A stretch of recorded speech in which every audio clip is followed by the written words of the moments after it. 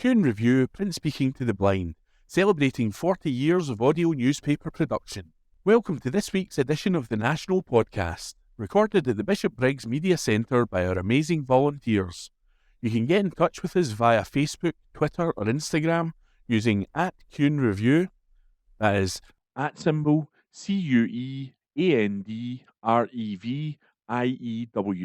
You can also contact us directly by emailing information@kuhnreview.com. That is INFORMATION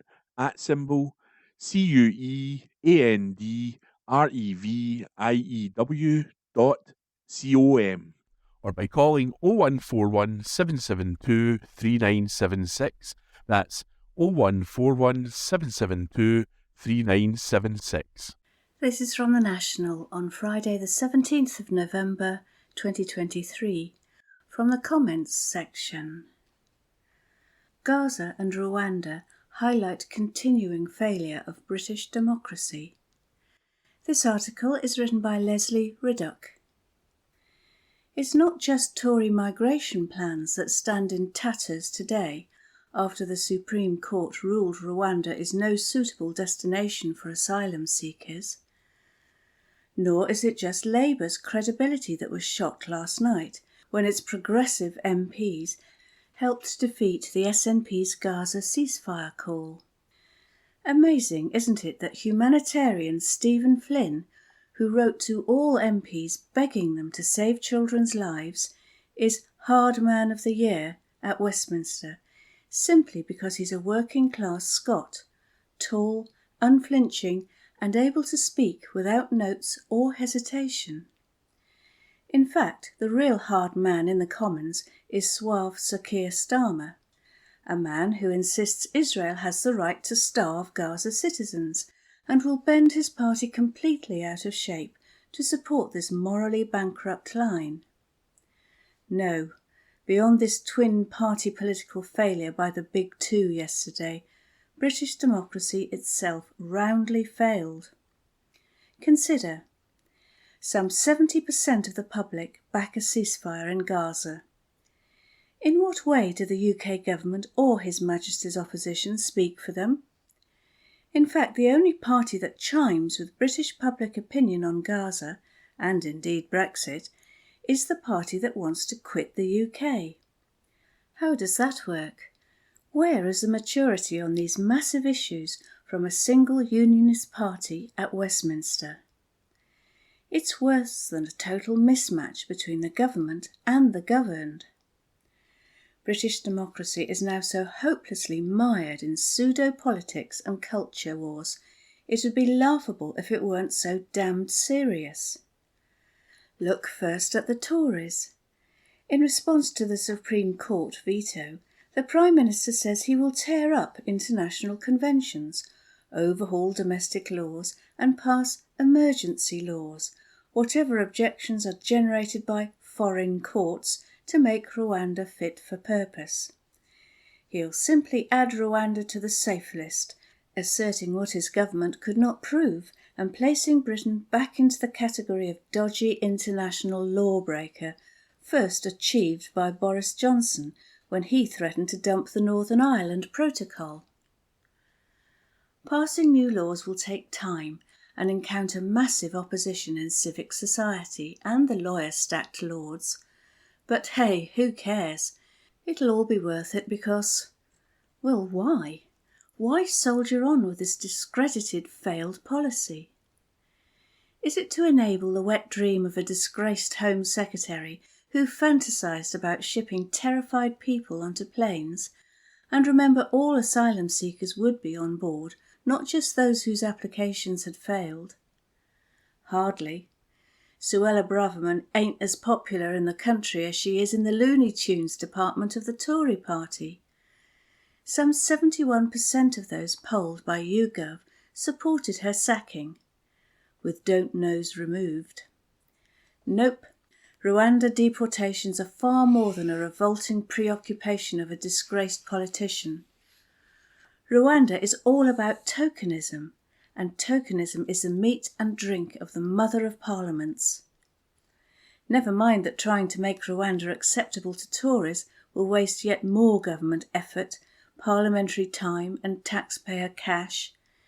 The deportation policy work would only ever deal with around 1% of Europe's largest processing backlog. The same empty but politically useful tokenism surrounds the accursed Bibi Stockholm barge, which could only ever house 1% of the 51,000 people stuck in hotels, awaiting decisions which take far longer than in France or Germany. But hey, this debate isn't about sorting the asylum-seeking problem, nor is it about putting the situation into any perspective. Some 70% of applications for refugee status in 2022 were successful, and a third of those rejected were overturned on appeal. The vast majority of asylum seekers are totally genuine claimants. And there's more. Britain has only a fraction of the European asylum-seeking total, with 89,398 applicants in 2022, compared to Germany, 243,835, France, 156,455, and Spain, 117,945. So, Rwanda isn't about protecting Britain against a tsunami of migrants. It's about tokenism, bluster, exaggeration, distraction and incitement. You know what Westminster really does best.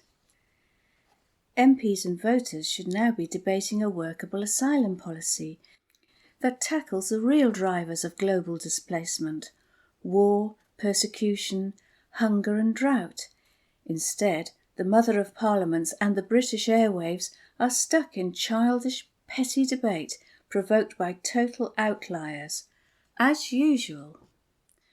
An hour after the Supreme Court verdict, Tory MP Brendan Clark-Smith, I've no idea either, retweeted the outrageous 2016 Daily Mail headline, "Enemies of the People," published after 3 judges insisted MPs had to have a say before Brexit was triggered. Democracy, you know, that old one. Within minutes, Lee Anderson, the BAM who is deputy chairman of the Tory party, called for Sunak to ignore the law and deport asylum seekers the same day they arrive. Yep, the bidding war had well and truly begun, and no self-respecting swivel-eyed right-wing loon will now be left out. Give it a day and the Daily Mail will launch a campaign to quit the ECHR and take back control of our borders in a Brexit 2.0 act of pointless self-harm dressed up as strength. Yes, it is ridiculous. The pro-Rwanda lobby is a motley crew few Scots would imagine capable of inciting anything. But look at their impact, skewing normal debate to the far right, and you can see what's happening. The next government of the UK, the Labour Party, is leaning rightward just to enter the argument and try to win votes. It's depressing and scary. Rwanda was just a fig leaf designed to distract public opinion from the Tories' non-existent policy on asylum seeking. Now that fig leaf has fallen off, and no amount of treaty writing or beefed-up training for Rwandan officials will pin it back on.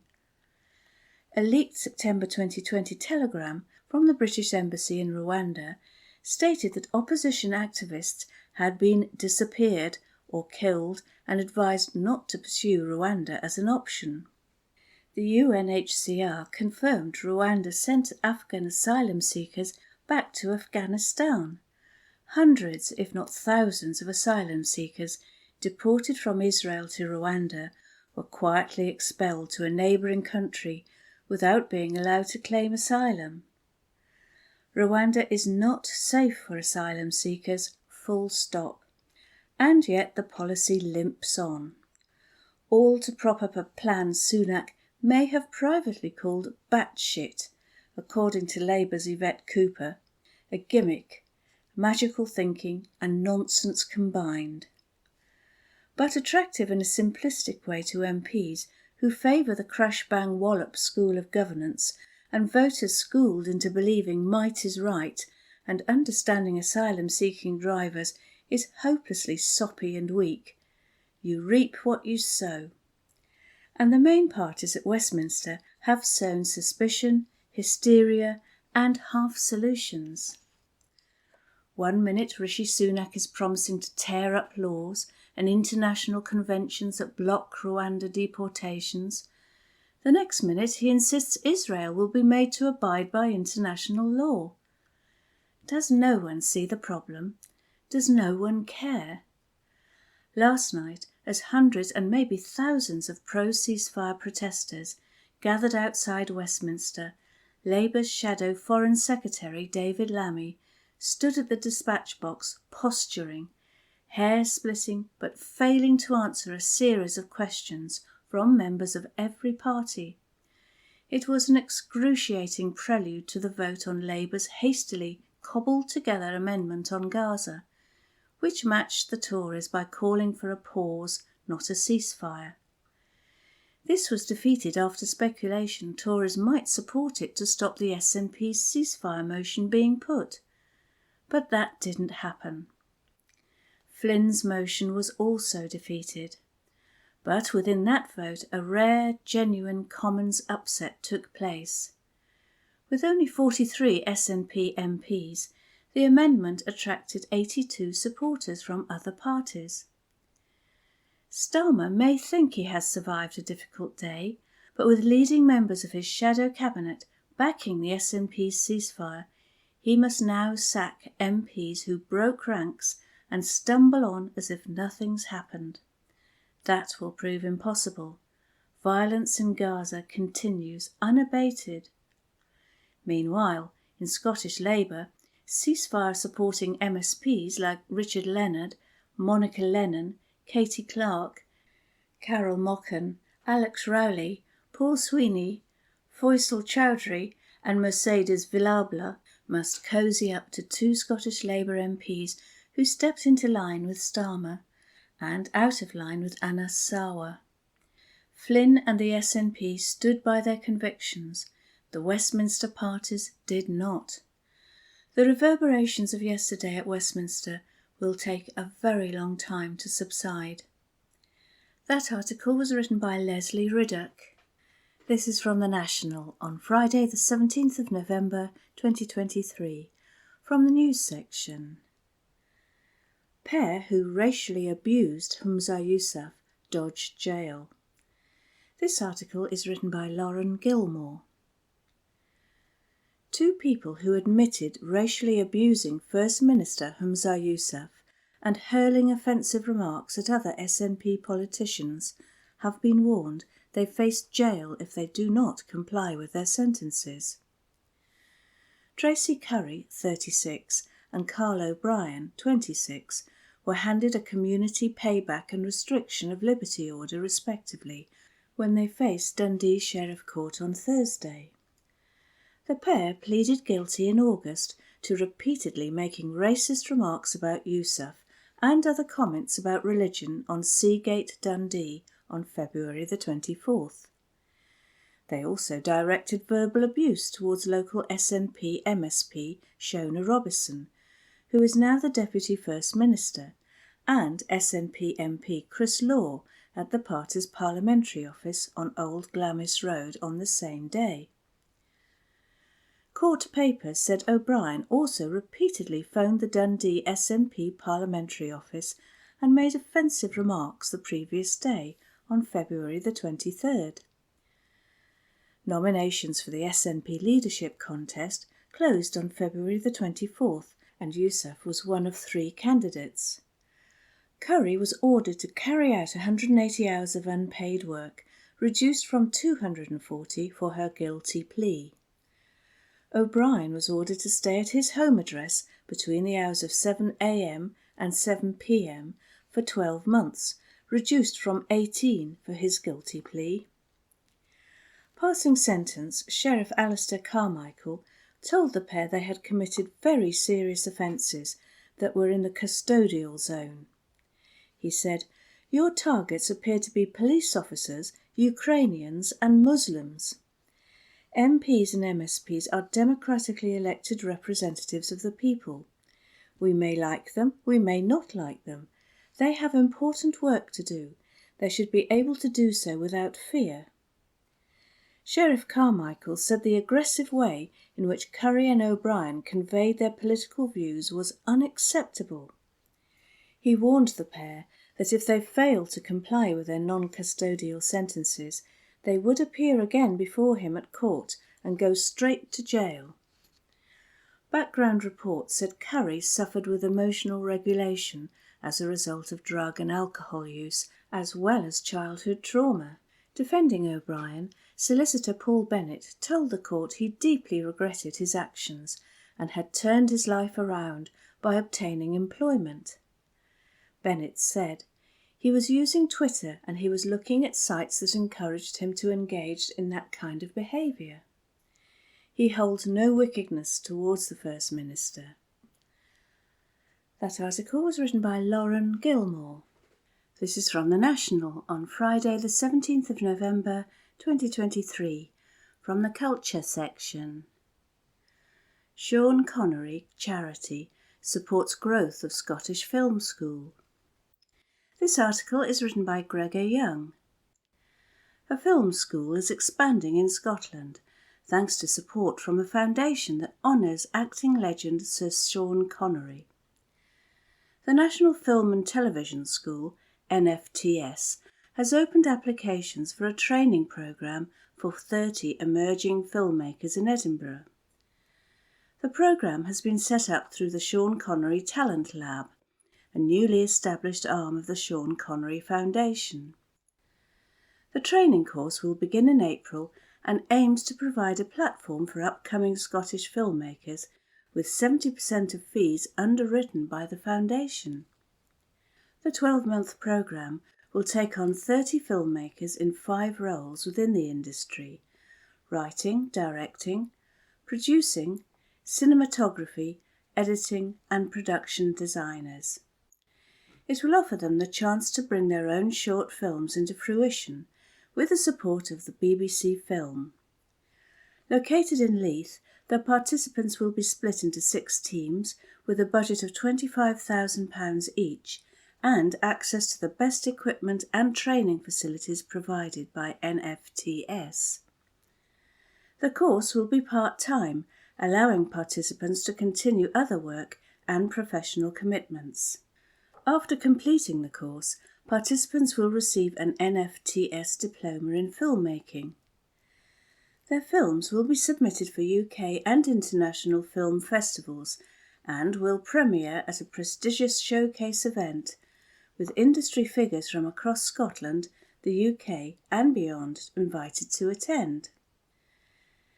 Stefan Connery, chairman of the Sean Connery Foundation and stepson of the late actor, said, "From the inception of the Sean Connery Foundation, our vision has been to expand access to the film and TV industry for talented Scots who may never have dreamt they could access the film industry, especially those who have faced challenges or deprivation." As a lifelong learner himself and someone driven by a commitment to hard work and excellence, Sir Sean would have been gratified that we have partnered with the NFTS, a world-renowned film school, to bring this extraordinary training programme to Edinburgh, the city of his birth. We believe this is just the beginning of an exciting journey together. Speaking on behalf of the Foundation, Sir Sean's son, Jason Connery, said, "As a director and actor, I know the difference world-class training, combined with a network of support, can make in terms of building confidence and opening up opportunity. I couldn't be happier that through this programme we are bringing both to Scotland." Dad always believed that education was a vital investment for anyone to achieve their full potential, and so supporting a programme that will enable emerging Scottish filmmakers to realise their own unique vision and hone their particular talent within a collaborative environment with a view to benefiting the wider Scottish film industry is a dream come true. Sir Sean, best known for his portrayal of 007 in the James Bond films, died in October 2020, aged 90. That article was written by Gregor Young. This is from The National on Friday the 17th of November 2023, from the Politics section. We're working with Greens across Europe to help Scotland rejoin EU. This article is written by Patrick Harvey. Our country remains scarred by Brexit. Our public services like the NHS are still struggling with the loss of European workers. Businesses have lost access to markets, universities forced out of research programmes, students and young people remain frozen out of opportunities that their parents enjoyed. And the cost of living crisis has been made so much worse by our isolation from our European neighbours. It's bad enough that this scarring is the result of the catastrophic impact of Brexit. But to add insult to injury, this act of monumental self-harm was imposed on Scotland against our democratic will. We have not consented to this, and so the enduring pain is not something we can meekly accept. This week's imposition of the unelected David Cameron to the top of the UK government serves as another reminder of the undemocratic nature of the UK, that Scotland and our citizens must endure for as long as we are part of the Union. We are not, however, helpless. By making the case for independence and the agency and opportunity that would bring to all Scots, we will build an unstoppable force. On Friday, today, the Scottish Government will publish the latest in the Building a New Scotland series. This newest paper is focused on how, once we gain independence, Scotland will rejoin the European Union. This is now a vital part of the argument for independence, one that speaks to the challenges and frustrations now felt by the clear majority of Scots. Placing Scotland at the heart of the European Union underpins the economic case for independence. It will give businesses unfettered access to one of the biggest markets in the world and open up opportunities to all our citizens across the continent. But the price of EU membership is much bigger than this. Joining the European Union will firmly establish Scotland on the global stage, empowering us to punch above our weight when it comes to the issues we care most about. Since its inception, the EU has provided an essential space for European countries to collaborate and address environmental problems. Regulating chemicals, requiring products to meet minimum standards, protecting species and habitats all require collaboration. Pollution does not respect national boundaries, and in an interconnected world it's always easier to insist corporations change their ways when acting in large, globally significant blocs. Rejoining the EU would mean Scotland not only benefiting from higher environmental standards, but we would be able to drive them forward too. Take the climate and nature crises. As a member of the EU, we would be able to collaborate with and benefit from pan-European initiatives like the Green New Deal, which is driving investment in the green technologies and industries of the future, creating green jobs and helping decarbonise the continent. In contrast, the UK government continues to impose austerity on Scotland, refusing to invest and even undermining our renewables sector through high grid connection charges and failing to give the sector the support it needs. No wonder that this week it was reported that the UK had fallen in the global rankings for attractiveness for renewable energy investment, behind France and Germany. Similarly, the EU has just agreed a new nature restoration law that will establish legally binding commitments for all EU countries to work together to restore 20% of Europe's land and seas. By contrast, the Tories in England are enjoying the Brexit bonus of being able to ditch environmental standards that were preventing them from pumping yet more sewage into England's rivers. There is no doubt that Scotland's environment and our climate would both benefit from EU membership, and, in turn, the EU would benefit from the contribution we could make to this critical agenda. The Scottish Greens remain an active party member of the European Greens.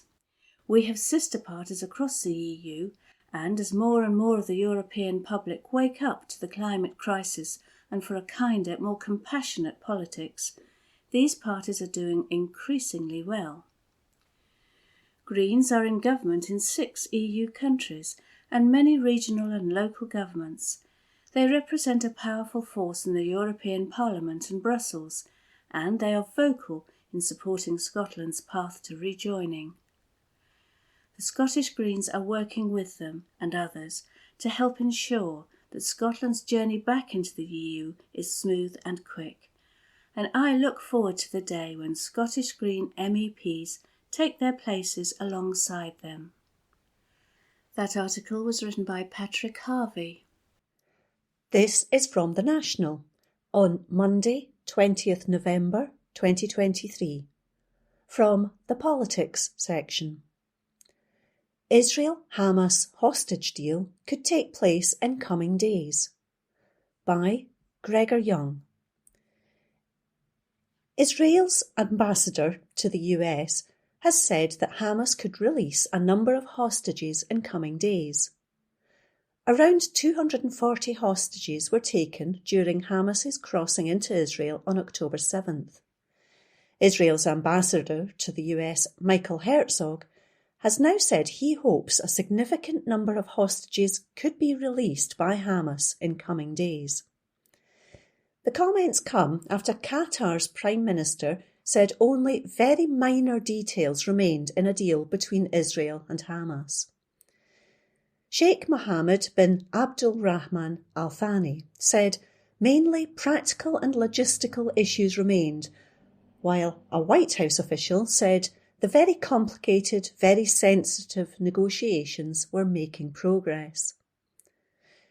It was previously reported by Reuters that moderators from Qatar had been seeking a deal between Israel and Hamas to exchange 50 hostages in exchange for a 3-day ceasefire, which would help boost emergency aid shipments to civilians in Gaza.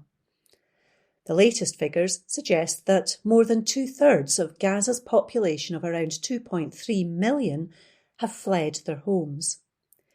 Gaza's Hamas-run government has said at least 11,500 Palestinians have been killed in Israeli bombardments, with another 2,700 reporting missing and believed to have been buried under rubble.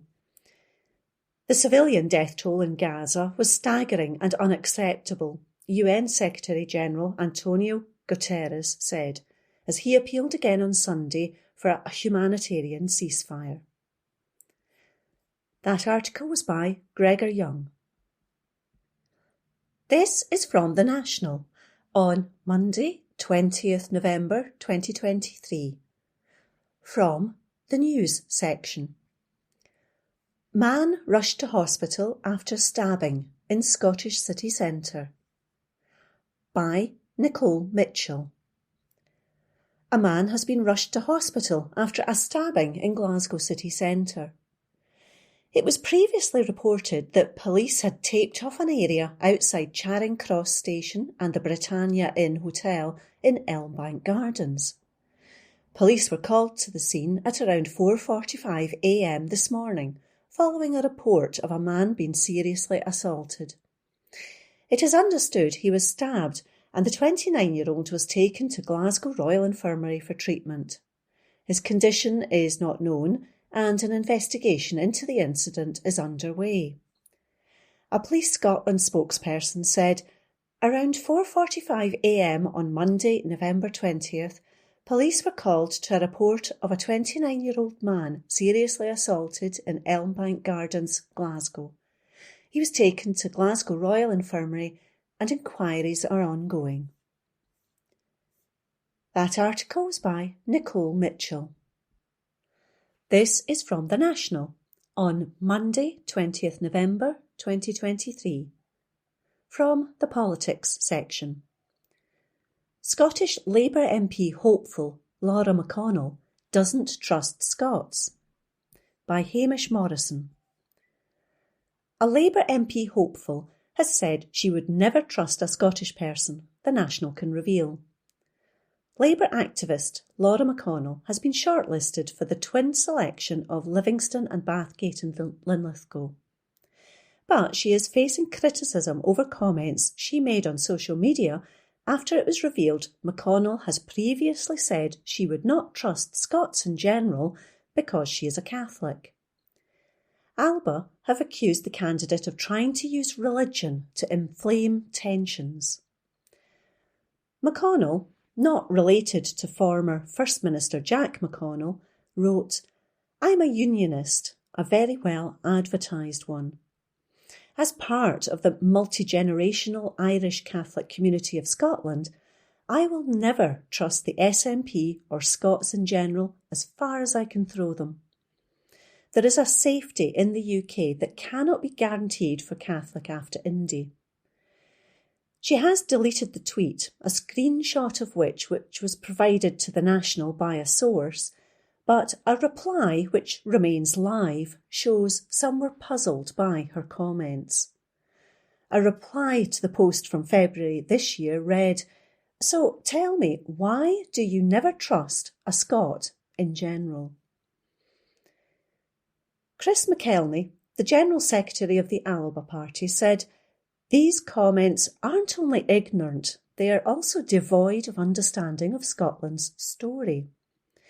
The UK currently has on statute anti-Catholic legislation that allows the lawful discrimination of Catholics.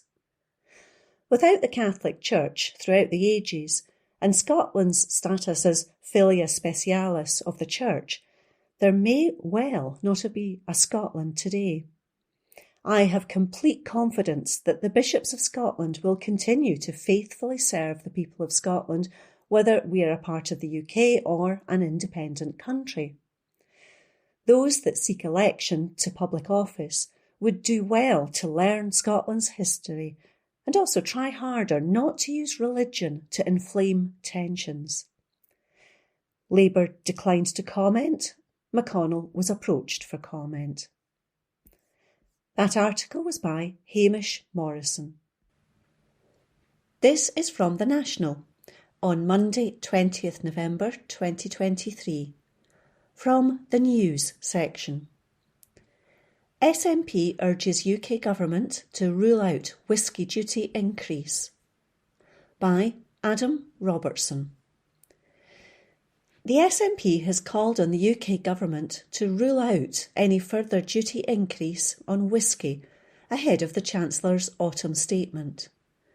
Reports have suggested the Treasury will hike duty on whisky by 15% when Chancellor Jeremy Hunt gives his autumn statement on Wednesday. The SNP claims this will cost the sector around £100 million and contradicts the Conservatives' 2019 manifesto commitment, which pledged to ensure our tax system is supporting Scottish whisky and gin producers, protecting 42,000 jobs supported by Scotch across the UK. Whisky is the world's #1 internationally traded spirit, with exports reaching £6.2 billion in 2022, accounting for 25% of all UK food and drink exports, 77% of Scottish food and drink exports, and supporting more than 10,000 jobs in Scotland. Richard Thompson, MP, the SNP's business and trade spokesperson, said, "Once again, we are witnessing Scotland's fantastic whisky industry being disproportionately impacted by a UK government we did not vote for. The UK government continues to squeeze the life out of the Scotch whisky industry, an industry that plays a pivotal role in Scotland's economy. They are only just coming to terms with the 10.1% duty increase from the spring budget. Increasing it to 15% will rightly infuriate the sector further." As the world's biggest international traded spirit, the UK government should instead be focusing on investing and protecting the long-term future of the Scottish whisky industry. For too long, the UK Treasury has reaped the rewards of Scotland's whisky sector. Only with the powers of independence can we harness the full potential of this industry and fully support our wonderful communities who deliver huge sums of money for Scotland's economy. A Treasury spokesman said Scotch whisky was a hugely successful export industry. They said, Scotch has received 9 cuts or freezes in the last 10 budgets. We have also acted to remove punitive tariffs on Scotch whisky imposed on the US market and are committed to protecting the interests of Scotch whisky in trading agreements, ensuring that they face lower tariffs for export and that the unique characteristics and global reputation of Scotch is protected. Graham Littlejohn, Scotch Whisky Association Director of Strategy, said, "This welcome support from the SNP confirms the clear political consensus which has formed over a duty freeze for Scotch whisky in this week's autumn statement." The Chancellor, Jeremy Hunt, should listen to these voices, which include Scottish Conservative leader Douglas Ross, who has called for a freeze on spirits until at least August next year. The tax burden on Scotch whisky is not sustainable, and the new duty system, introduced in August, has only made the situation for distillers worse. The Chancellor has the chance to support Scotch on Wednesday, and the industry will be watching closely. That article was by Adam Robertson. From The National, Monday the 20th of November, from the comment section. It's not people marching taking a wrecking ball to civil rights. Article by Jonathan Shafi. In the 1980s, Margaret Thatcher referred to striking miners as the enemy within. Seamus Milne, who investigated the government's internal handling of the strike, sums up the approach embodied by the former Prime Minister's characterisation of the miners.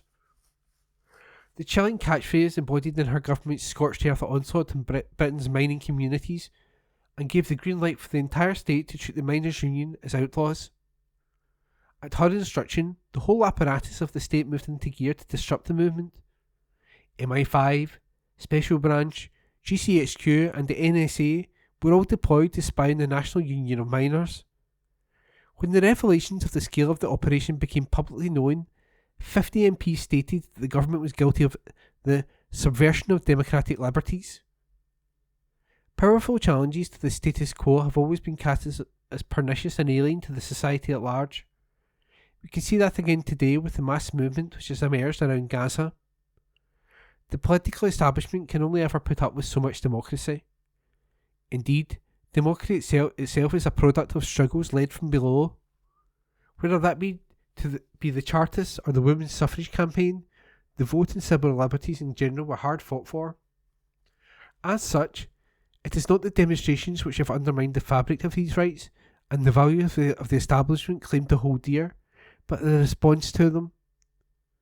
The multidimensional campaign for an immediate ceasefire and justice for the Palestinians, which has erupted into the centre of politics, has exercised a full range of democratic outlets in making its claims and expressing its opposition to government policy. That includes everything from writing letters to MPs and MSPs, lobbying Parliament, popular assembly, public meetings and non-violent forms of direct action. It is, simply, employing the modes of democratic mobilisation available to any citizen or group of citizens on any issue. But this is a muscle in the body politic that is too rarely exercised. It is telling that, as soon as it is, large parts of the media and political class are vexed and perplexed about how to deal with such a phenomenon. This is especially true in the present circumstances because foreign policy is considered a strictly reserved matter. Reserved, that is, to the highest offices of state. It is not an issue upon which mass engagement of the large parts of the population can be accepted if it deviates from the official line. This scandalises press stenographers, many in the political class, and discombobulates a deferential communitariat. In those quarters, we have all witnessed all kinds of meltdowns, but very little in the way of considered and well-crafted political argument. Instead, there is a form of displacement. This movement only exists, for example, because of the latest decolonial academic trends, or, to use a popular parlance, woke university lecturers. If not that, it is rationalised as a religious uprising spanning variants of the reductionist Clash of Civilizations thesis. Multiculturalism is to blame, and even Hamza Yousaf, according to Douglas Murray, has infiltrated the system. Whatever the case, this is a movement that doesn't just have a few bad apples, as all demonstrations which involve hundreds of thousands of people do. Rather, at its core, there is something heinous going on, and everyone who marches is either a useful idiot or active participant seeking nefarious ends. Suella Braverman never understood the difference between her erstwhile position as Home Secretary and that of a random column writer aiming to rack up social media shares. She referred to the demonstrations as hate marches. More than that, she argued they should be banned. This was no idle threat, and the Met Police asked the organisers to postpone the march, but they refused. In doing so, they helped deliver the biggest protest for Palestine in British political history, in defiance of Braverman. Perhaps you disagree with their message. But the reality is resisting attempts to ban demonstrations are a defence of everyone's rights. To add to the egregious approach of the former Home Secretary and many others, new symbols had to be found that might pour more fuel onto the fire. The cenotaph was thrust to the front, despite demonstration organisers agreeing the march should be held miles away from it and commence well after the 2-minute silence. Instead, the far right, led by Tommy Robinson, were the ones who generated appalling scenes in Whitehall, whipped up by the government itself. That is the context for her sacking, just a week ago, and it should send a clear message to her replacement. The truth is, the demonstrations are pluralistic. They are cross-party, though most don't belong to any former political organisation. Importantly, they have a distinctly working-class presence, not only through the involvement of many trade unions, including umbrella bodies like the Scottish Trade Union Congress, but through the attendance of huge numbers of young workers on precarious contracts, working low-paid jobs. For a great many, the alienation from political institutions runs not just through the question of Gaza, but on the myriad domestic issues too. It is also internationalist, in a genuine and measurable way, from firefighters in Barcelona to Jewish organisations like the Inspirational, If Not Now, movement in America, and the peoples of the Global South, who one G7 spokesperson admitted will never listen to us again. Clearly, this is not a movement motivated by hate, but nor is it, as some have mistakenly concluded, organised around the Kelvinside Revolutionary Front of self-styled middle-class activists, or the new elites, as conceived of by the likes of Matt Goodwin. All of this, of course, is underwritten by the fact that the anti-war movement was proven correct in the anti-Iraq war, which no one seriously defends now. The foreign policy establishment has been at sea for decades and have failed to learn the lessons. The irony is that it is not people marching who are taking a wrecking ball through civic life, but their detractors who have resorted to smears and bans as opposed to rigorous and informed public debate and a general and principled defence of civil rights. And it is not the protesters who are undermining the United Nations, global aid agencies and international humanitarian law, but the politicians who pay lip service to these institutions and who have given the green light to the crimes unfolding in Gaza and the West Bank. In that article was a comment piece by Jonathan Shafi. From the National, Monday the 20th of November, from the Culture section, Tory Minister Andrew Bowie attacks Carol Vorderman in Twitter clash. Article by Hamish Morrison. A Conservative minister has branded Countdown legend Carol Vorderman pathetic as she launched a scathing attack on the party. The presenter, who appeared on the long-running Channel 4 programme for 26 years, was criticised on social media by Energy Minister Andrew Bowie after she suggested young people will be ashamed to be in the Tory party. Vorderman was responding to a tweet by Tory MP Mark Jenkinson urging young people to join the Conservatives. His tweet came 2 days before the Young Conservative network closed down. Vorderman tweeted, "Can you imagine the shame nowadays of any young person saying they belong to the corrupt Conservative Party? Polls show only 1% of ages 18 to 24 would even vote for you, and even then they'd probably do it in secret." In response, Bowie tweeted, "Pretty sad and pathetic actually for a well-known celebrity to use her platform to attack young people engaging in the democratic process of whatever party. Be better than Carol, whatever your view, and celebrate, don't denigrate youth participation in democracy." Vorderman has long been engaged in politics away from her screen career. In 2009, she signed up to head a maths task force for the Conservatives, saying that Britain has developed a fear of the subject. However, by 2020, she became increasingly vocal in her criticism of the Conservatives and recently quit her job on BBC Radio Wales after clashing with the corporation's social media guidelines. In that article, written by Hamish Morrison. From The National, on Tuesday the 21st of November 2023, from the Politics section. Humza Yousaf calls on Rishi Sunak to recognise State of Palestine. This article was written by Steph Braun. First Minister Humza Yousaf has written to Rishi Sunak calling for the UK to officially recognise the State of Palestine. The letter, sent ahead of a debate on the conflict in the Middle East in the Scottish Parliament, has also been sent to Labour leader Keir Starmer. As well as calling for recognition of a Palestinian state, Yousaf once again urged the UK government to call for an immediate ceasefire. In the letter, Yousaf said, "It is essential and urgent that the UK makes clear to the Israeli government and to the world that in line with support for a two-state solution, only Palestinians can have authority in Gaza. The UK needs to work with the international community to break, once and for all, the political impasse that has condemned Israelis and the Palestinians to successive cycles of violence. This would be assisted were the UK to recognise the State of Palestine within their 1967 borders, as over 130 members of the United Nations, including 9 members of the European Union, have done, and as the new Spanish government have pledged. Recognition would also offer hope to Palestinians that a just and durable political solution is possible."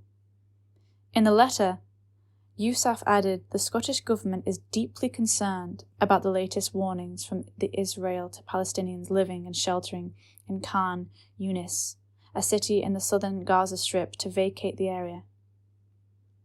He added, "The humanitarian consequences of this are hard to overstate. Following the forced evacuation of the population from the north of Gaza, it reinforces the impression that what we are witnessing is the gradual but deliberate expulsion of Palestinians from the entire territory. This, of course, would likely be a breach of international law." In 2014, the House of Commons voted in favour of the following: that this House believes that the government should recognise the State of Palestine alongside the State of Israel as a contribution to securing a negotiated two-state solution. This vote was not binding on the government. The UK government has not recognised this statehood and has abstained in the UN General Assembly vote that granted Palestine non-member observers status in the UN. In 2021, in February, the Foreign, Commonwealth and Development Office said the UK will recognise a Palestinian state in a time of our choosing and when it best serves the objective of peace. MSPs will debate a Scottish Government motion at approximately 2:50 p.m. on Tuesday, calling for an immediate ceasefire in the Middle East conflict, as well as condemning the barbaric and unjustifiable Hamas attack on October 7th and demanding the release of all hostages taken. Scottish Labour confirmed on Monday the party would back the calls for a ceasefire, as well as the Scottish Greens, ALBA and reportedly the Lib Dems. That article was written by Steph Braun. From the National, on Tuesday, the 21st of November, 2023, from the Politics section. Almost 1 in 5 Scottish care homes close in past decade. This article was written by Laura Pollock. Almost 1 in 5 care homes in Scotland has closed its doors in the past decade, while the number of residents has fallen by just 6%, new figures indicate. Statistics published by Public Health Scotland on Tuesday showed the number of adult care homes dropped from 1,282 in 2013 to 1,037 in March 31st of this year. The number of local authority care homes dropped by almost a third in the same period, from 199 to 137, while those in the voluntary or non-profit sector fell by 37%, from 367 to 231. Despite the sizable fall in the numbers of care homes available, the estimated number of residents, as of March 31st, dropped by just 6%, from 36,578 to 34,356. Scottish Labour Deputy Leader Jackie Bally criticised Scottish Government, claiming the sector was at breaking point. She said, "This collapse in care homes will deprive people of the local care they need and pile pressure on the rest of the social care system and the NHS." The sector have been sounding the alarm for years, warning that homes will continue to close if the Scottish Government fails to act. We need a national care system that is truly fit for purpose and is equipped for the challenges of an ageing population. The SNP must act now to prevent disaster and support care homes, workers and residents. Scottish Lib Dem leader Alex Cole-Hamilton said the crisis isn't going away and criticised the Scottish Government's plans for the National Care Service. Those who know the sector best understand that as more homes shut their doors, more people struggle to access care close to home, he said. The government are bereft of solutions. Instead, SNP ministers are charging ahead with an ill-fated power grab that will utterly fail to address key problems. Their plans should be scrapped, not salvaged. Rather than wasting billions of pounds on a futile and centralising bureaucracy, Scottish Liberal Democrats want to see their money spent on delivering care services close to home, driving up the quality of care, and rewarding staff with better pay, conditions and career progression. The Scottish Government have been contacted for comment. That article was written by Laura Pollock. From the National, Tuesday the 21st of November 2023, from the comment section. Jeremy Hunt will not be focused on short-term rent gains. Article by Shona Craven. At first glance, it looks like a brilliant get-rich-quick wheeze. Buy up 7 properties in one go, rent them out, then keep hiking up the rent and watch the profits roll in. That's rich, declared yesterday's Daily Mirror as it reported on the business manoeuvres of the Chancellor just 2 days ahead of his autumn statement in the House of Commons. A carefully worded strapline announced this Tory Hunt exclusive. The Mirror had worked with an activist group led by donkeys to find out how much rent Jeremy Hunt, or at least the limited company he co-owns with his wife, has been charging for properties at a luxury development in Southampton. The headline finding is that rent for one of them soared by 18% over the summer, more than twice the rate of inflation. However, the detail of the story is even worse. Mayor Pond Properties Limited didn't simply put up the rent from £1,700 to more than £2,000 per month, although this would have been jarring enough at a time when Hunt was demanding sacrifices from everyone, following the economic havoc reaped by Liz Truss and quasi-Kwarteng.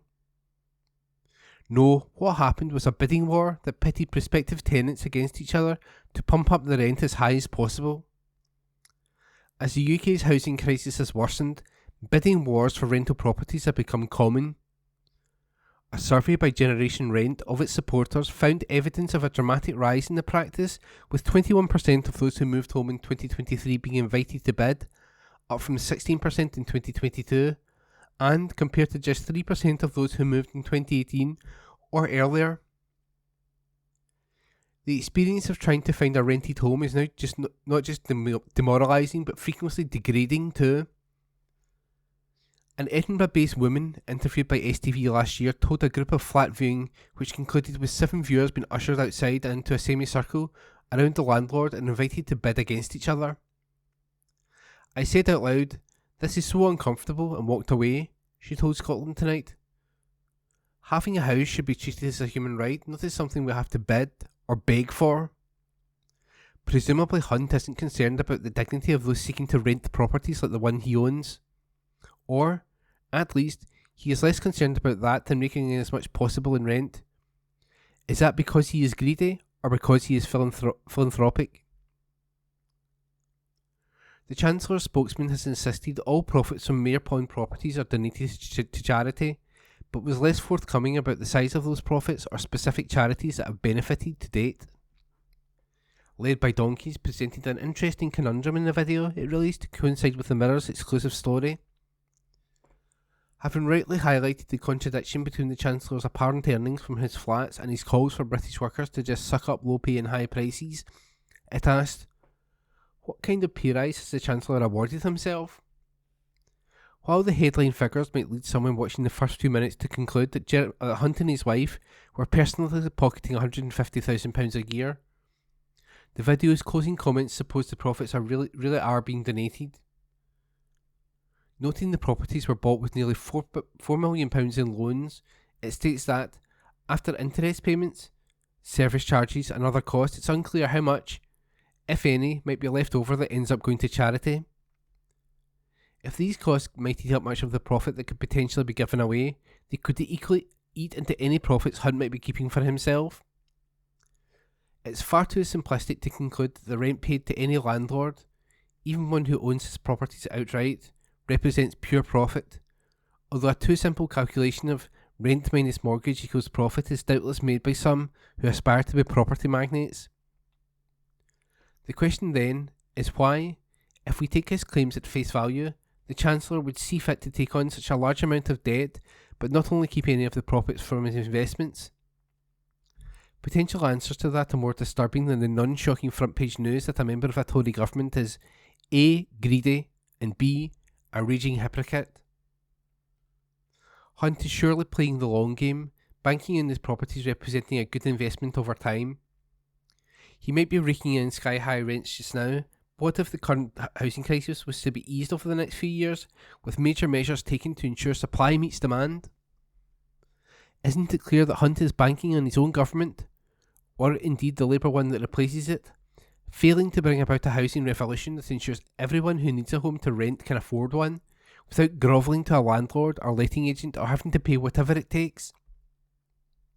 No wonder he has stonewalled attempts to gain further information about what exactly he's up to. Whatever the truth of the matter, you can guarantee the man who is supposed to be managing the UK's finances will always prioritise looking after his own. And that was a comment piece by Shona Craven. From The National, Tuesday the 21st of November, from the Culture section, legendary rock band to perform 2 shows at Glasgow Park. Article by Rebecca Newlands. A legendary rock band is set to perform 2 shows at Glasgow Park.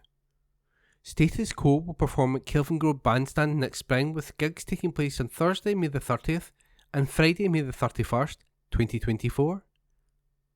Fronted by Francis Rossi, the group is known for such hits as Rockin' All Over the World, Whatever You Want, Down Down and In the Army Now. Tickets go on sale at 10 AM on Thursday, November the 23rd. And that article was by Rebecca Newlands. From The National, Tuesday the 21st of November, from the Culture section, BBC to rest Top Gear for the foreseeable future after Andrew Flintoff crash. Article by Lucy Garcia. Hit motoring show Top Gear will be rested for the foreseeable future the BBC has announced, following a crash during filming last year in which host Andrew Freddie Flintoff was seriously injured. Production of the show has been halted since former England cricket captain Flintoff, 45, was taken to hospital in December 2022 after he was injured in an accident at the Top Gear test track at Dunsfold Aerodrome in Surrey. Following the crash, the BBC announced that it would pause production on the show, co-presented by Take Me Out host Paddy McGuinness and automotive journalist Chris Harris, as it was felt it would be inappropriate, adding there would be a health and safety review. The BBC said, given the exceptional circumstances, the BBC has decided to rest the UK show for the foreseeable future. The BBC remains committed to Freddie, Chris and Paddy, who have been at the heart of the show's renaissance since 2019, and we're excited about new projects being developed with each of them. We will have more to say in the near future on this. We know resting the show will be disappointing news for fans, but it is the right thing to do.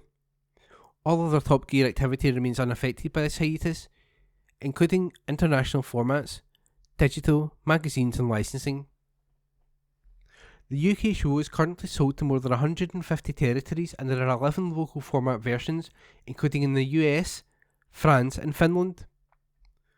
Top Gear magazine is the world's largest monthly motoring magazine with 30 licensed local editions, including China, France and Japan.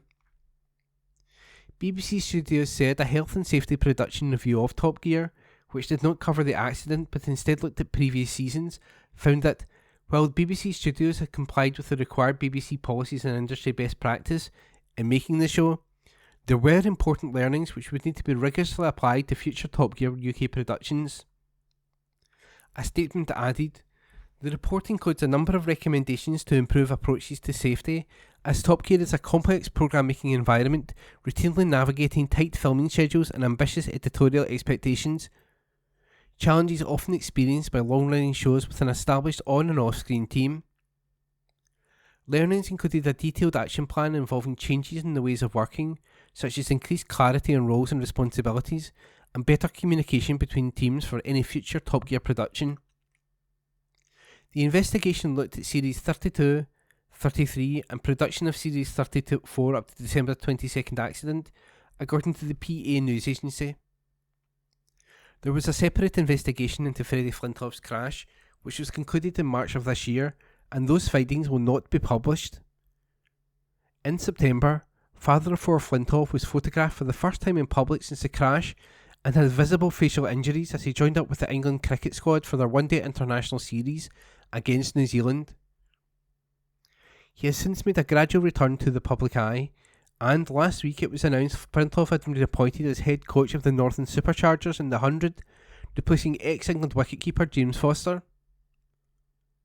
Flintoff and McGuinness made their debut as Top Gear hosts in June 2019.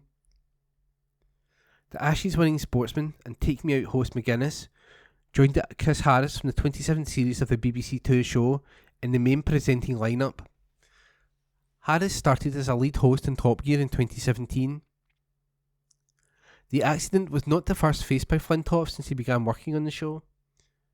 In February 2019, the presenter was involved in a minor incident when he crashed into a market stall at Mansfield, Nottinghamshire. The presenting lineup of Top Gear has made headlines for better and worse over the years. Former Friends star Matt LeBlanc joined Top Gear in 2016, but announced his departure from the show in 2018 due to the demands of the role and how much it kept him away from his family and friends. The American actor was a surprise addition to the Top Gear presenting lineup, along with presenter and radio star Chris Evans, following the departure of previous hosts Jeremy Clarkson, Richard Hammond and James May. LeBlanc continued hosting the show after Evans threw in the towel after just one series. Clarkson was dropped from the flagship BBC show in 2015 over what the corporation called an unprovoked physical attack on a show producer. After his BBC exit, fellow presenters May and Hammond remained loyal, ruling out returning to the BBC show without their co-host, and the trio moved to Prime Video to front the Grand Tour. And that was a culture piece by Lucy Garcia. The National News on Wednesday, the 22nd of November. 98% of bathing waters get a clean bill of health. An article written by Lucy Garcia. A total of 98% of Scottish bathing waters will be classed as meeting strict environmental standards in 2024. That proportion will again meet or exceed the sufficient classification, with 84% achieving the higher standards of excellent or good, the Scottish Environment Protection Agency said.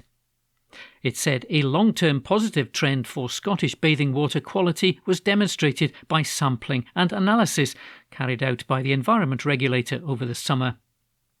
SEPA works with regulated operators and stakeholders across the country and has driven millions of pounds of investment to bring about changes needed to make the country's bathing waters a success story. Water classifications for the 2024 bathing season will be excellent 43%, good 42%, sufficient 13% and poor 2%. Ruth Stidson, SEPA's principal scientist for bathing waters, said, "Scotland started this year's bathing water season with more bathing waters than ever and a record-breaking number rated excellent. I'm delighted to say we'll start next year just as strongly. Our bathing waters have the best water quality since 2015, when tighter standards first came into force. We now have an additional 5 designated bathing waters where we monitor water quality to protect human health. Over this time, those with the highest excellent classification has increased from 17 to 38, and the number with a poor classification has fallen from 17 to 2. SEPA's monitoring data has provided crucial evidence to drive millions in investment, and we've worked with businesses, farmers and land managers across the country to help them understand how they can make changes to protect water quality. All these successes show that while it can take time to see big improvements, they are possible. Scotland's newest bathing water, Wardie Bay in Edinburgh, will be rated as good for its first classification in 2024. It was designated by Net Zero Secretary Mary McCallan after an application from Wardie Bay Beachwatch and the Wild Ones. Along the coast in East Lothian, the first bathing water in Scotland to be redesignated will also be classified as good. Fisher Sands was de-designated in 2020 after 5 years of poor classifications. It was redesignated after £3 million was spent on improvements. The 2 bathing waters that were rated with a poor classification, Kinghorn, Harbour Beach and Lower Largo, both have ongoing improvement plans in place. An article written by Lucy Garcia. The National News on Wednesday the 22nd of November. Glasgow school targeted with disgusting Nazi vandalism. An article written by Rebecca Newlands. A community has hit out after a Glasgow school was targeted by disgusting Nazi vandalism. Staff at St Francis Primary School in the city's Gorbals were shocked to find the graffiti daubed on the walls and doors of the school's entrance on Tuesday morning. Images shared by the school on X, formerly known as Twitter, show a swastika, bad language, obscene drawings and gang tags among the graffiti scribbled on the wall. A spokesperson said, "Another morning where our children have to encounter disgusting vandalism. Gang tags, smashed windows, bad language and inappropriate images have no place in our school. We ask our community to please be vigilant. Our children deserve better." They added that while their janitor had acted quickly to remove the tags, he shouldn't have to do it at all. The incident has also been condemned by local Labour councillor Surya Siddique, who deemed it unacceptable and said she would raise it with Police Scotland. Council bosses commended the school for quickly removing the graffiti, but bosses are also urging anyone who may have information about the vandalism to tell the police. They slammed those responsible for the mindless behaviour. Councillor Christina Cannon, the city's convener for education and early years, said, "These are the acts of mindless vandals who don't care about damaging property or what upset their actions cause. Their behaviour is abhorrent and anyone with any information should let the police know. Well done to the janitor and the school's swift action to remove the disgusting graffiti." Police Scotland was contacted for comment. An article written by Rebecca Newlands. The National News on Wednesday, the 22nd of November. Popular North Coast 500 spot opens electric car charging points. An article written by Laura Pollock. The UK's fastest growing network for electric vehicle charging points has increased access to public charging in the Highlands, with 3 high-powered chargers installed in Caithness. Osprey has funded the installation, operation and overseas maintenance of the chargers, which are all supplied with renewable energy in the car park at John O'Groats. The 75 kilowatt chargers are compatible with every current electric vehicle, adding 100 miles of range in 35 minutes, depending on the vehicle model and its battery. Situated next to the John O'Groats destination on the North Coast 500 route, the chargers are designed to work with contactless bank cards, Apple or Google Pay, the Osprey app and RFID card payments.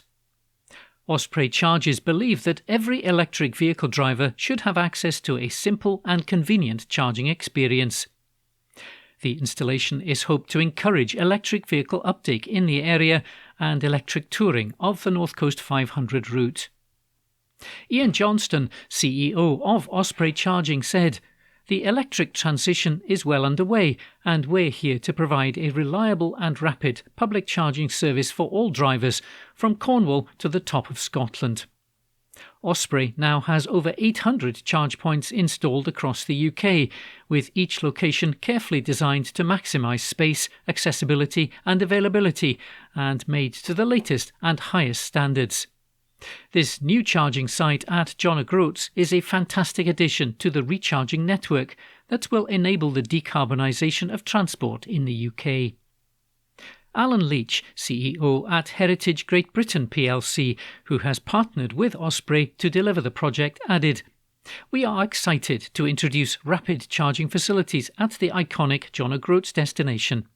Providing a memorable experience is paramount for us, and as the demand for electric vehicle charging points rises, our partnership with Osprey enables us to meet the evolving needs of our visitors and the broader community."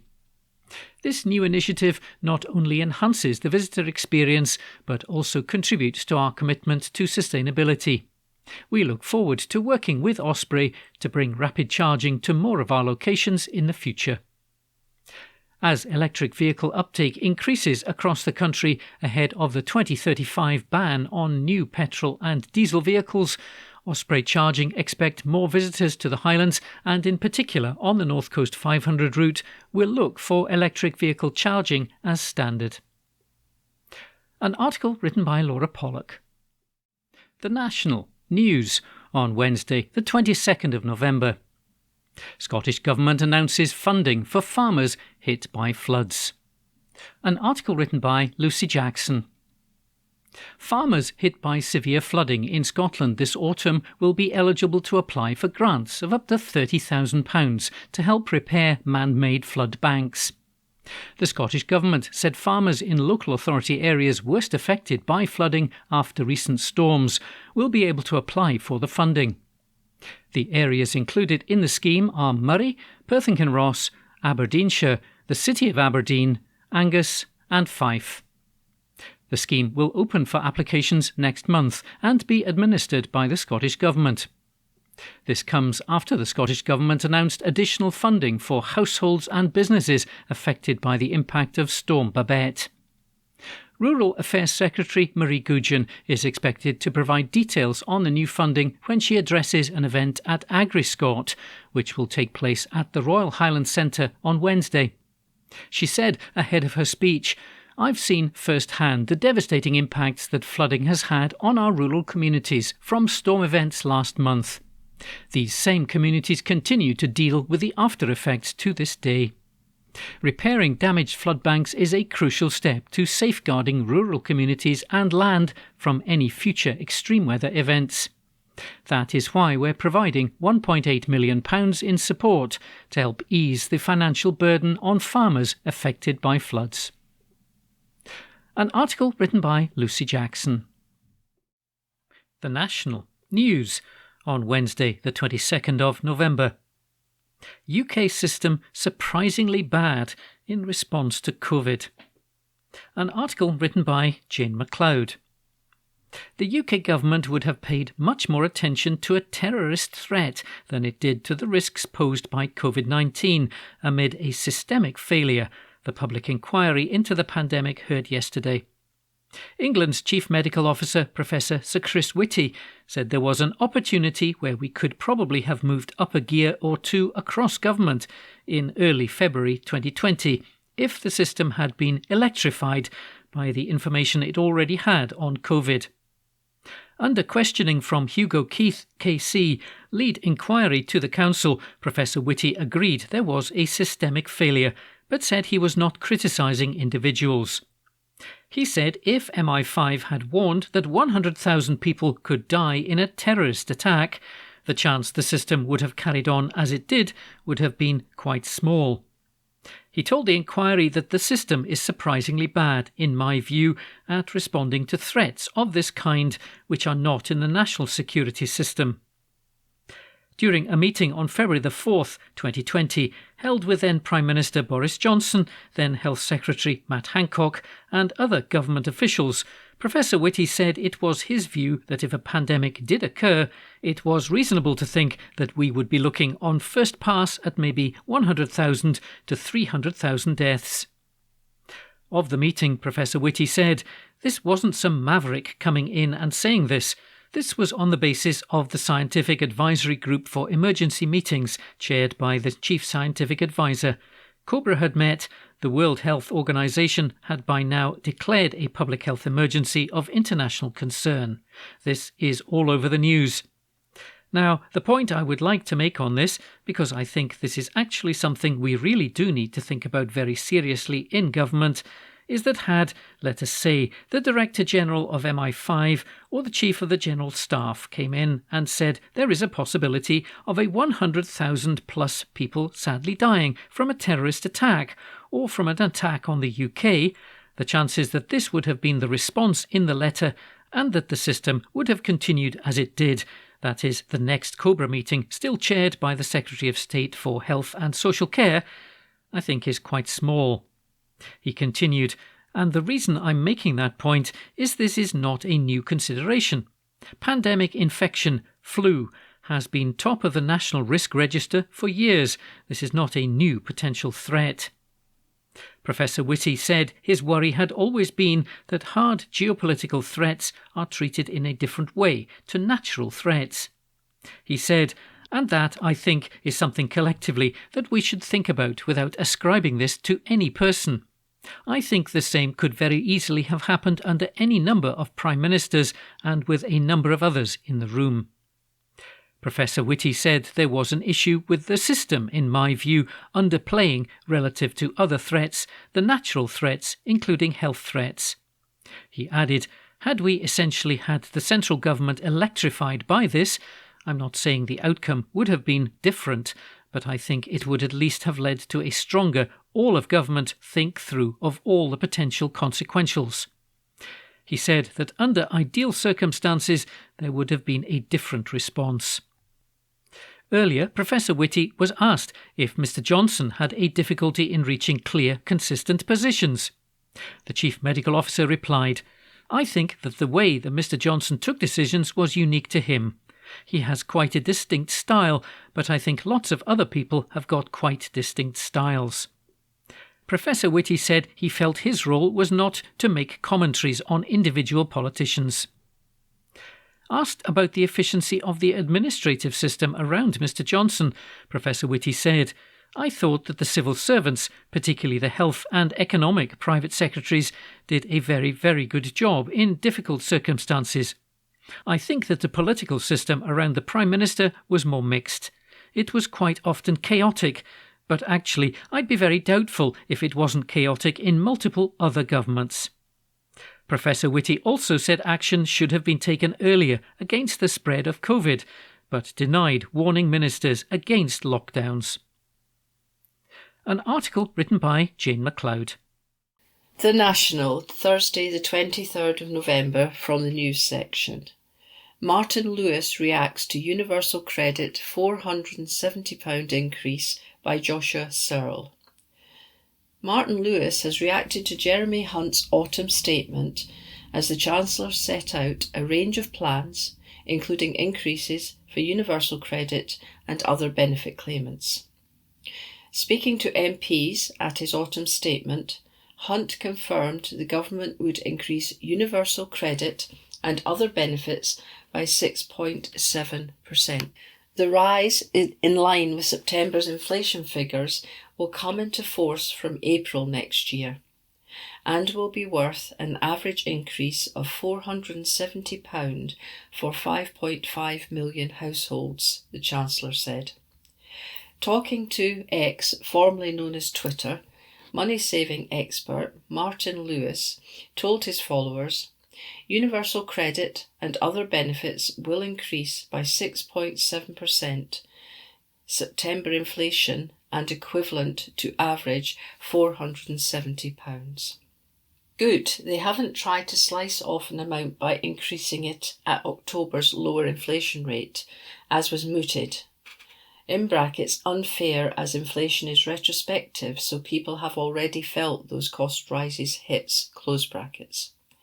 Elsewhere in the autumn statement, Hunt confirmed that the government would be honouring the triple lock on pensions and increasing state pensions next year. Under the triple lock, which guarantees an increase in line with average earnings, inflation or 2.5%, whichever is highest, pensions will increase by 8.5% in April. MPs, the triple lock has helped lift 250,000 older people out of poverty since its inception in 2011. It has been a lifeline for many during years of inflation. We honour our commitment to the triple lock in full. We will increase the new state pension by 8.5%, worth up to £900 more a year. On private rents, Hunt said he had heard representations on the need to unfreeze local housing allowance. He said, I will therefore increase the local housing allowance rate to the 30th percentile of local market rates. This will give 1.6 million households an average of £800 of support next year.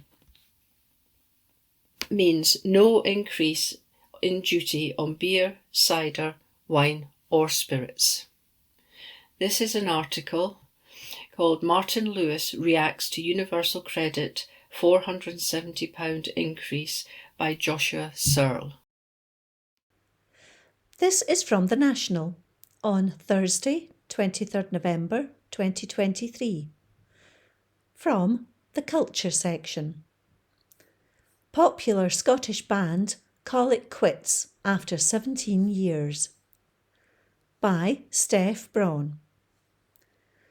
The Scottish band Nightworks have announced they will disband in 2024 after 17 years. The group from Skye was formed by school friends Alan MacDonald, Christopher Nicholson, Innes Strachan and Rory Graham in 2007. In a statement, the band members said they could never have imagined in their wildest dreams where their music would take them. Their music has been played at major events, including the Edinburgh Hogmanay fireworks. Nightworks will play a small run of shows in 2024 before wrapping things up. The band said, "We've had an absolute blast. However, this has never been a full-time venture for us, and we've now reached a point in our lives where we have a few more responsibilities than when we started." The band has worked with other artists, including Ellen MacDonald, Julie Fowlis, Kathleen McInnes and Donald MacDonald. Nightworks added, "We'll be doing a small run of select shows in 2024 and we would love to see as many of you at them as possible for one more dance." That article was by Steph Braun. From The National, Thursday the 23rd of November, from the sports section. Ex-Rangers ace Malik Tillman could complete £12 million transfer. Article by Mark Walker. Former Rangers Lone Star Malik Tillman could complete a £12 million move to PSV Eindhoven in January after admitting he is loving life at the club. The on-loan Bayern Munich ace was a big player for the Ibrox side last season, but the deal to make the loan to Scottish football become permanent collapsed this summer after the German Giants had a rethink about his future and sent him to the Eredivisie with Rangers Champions League conquerors PSV instead. American international Tillman has flourished after recovering from injury and has scored 5 goals and made 3 assists in the 13 league appearances he's made. Now, PSV reportedly want to make the move permanent in January, and Tillman has hinted he would love to complete a transfer to the Netherlands. He said, "I have really enjoyed my time at PSV from day one. It was the right move for me after Rangers. The manager, the team and the attacking style of play suit me. We also play in the Champions League and that was a very important condition for me. And we are also fighting for the title. That constantly requires a certain mindset. I want to develop further in Eindhoven and who knows what will be the possible next. I don't know what will happen. That depends on PSV and Bayern. But if PSV activates the purchase option, I don't think I have much to complain about. Then I will be playing at a high level at PSV. I want to get better and ultimately take a step up again." Meanwhile, Juventus are closely monitoring Scotland international Lewis Ferguson, according to a report. The Serie A giants are said to be in hot pursuit of the former Aberdeen and Hamilton midfielder. The 24-year-old moved to Italy over 2 years ago to join Bologna and is taken to football on the continent like a duck to water. Son of former Rangers player Derek and nephew to ex-Gers and Scotland captain Barry, Ferguson became the joint highest scoring Scot in Italy's top flight this season. And that piece was by Mark Walker. From the National, Thursday the 23rd of November, from the sports section, Celtic hero Sutton offers defence of Barkley's gaming rant. Article by Ewan Payton. Marvin Bartley's passionate rant about his Queen of the South players gaming too much has been partially backed up by Chris Sutton. However, the former Celtic star insists the rookie manager cannot use it as an excuse for losing the amount of games they have so far this season. The Doonhammers sit 8th in League 1, just 4 points ahead of bottom placed Edinburgh City. They were thumped 3-1 in their own patch by Kelty Hearts at the weekend, and, despite their lofty ambitions at the start of the campaign, things are looking bleak for the Dumfries club. Bartley publicly criticised his players after their latest loss, picking up on individual errors before divulging a gaming habit culture among the squad. The ex-Hibernian and Livingston midfielder revealed that some of his players were playing games consoles for up to 7 hours a day before a match. He pointed out that this clearly would have an adverse effect on their preparation and concentration levels. Sutton understands Bartley's point, but he did throw in a caveat that it's not likely to be the overarching reason for their 9 league defeats so far this term. He told BBC 5 Live Sports Wednesday Night Club, "I think this is more of an issue for younger kids who dream of playing sport at the highest level, not necessarily for professional players. They can pick and choose what they want to do." In fairness to Marvin, I like the point that he is making, but I don't know how he can say that is why they are losing games. How can he judge that and how much other teams are gaming? He can't use that as an excuse and he can't really blame that. How does he know how much the other teams are gaming? How do we qualify that? I just keep this really simple in the way I think of this. There are a lot of young kids who are desperate to become professional in any sport. You want to push yourself, so when you hear kids moan and say I wasn't quite good enough to get there, and they have sat and gamed for hours and hours every week, that is a waste. I think there is something in the 10,000 hour rule. You stand a far better chance if you're going to put the practice in. And that article was by Ewan Payton. That concludes this week's edition of the National Podcast. Please remember to subscribe to our channels at Tune Review and tell your friends about our service.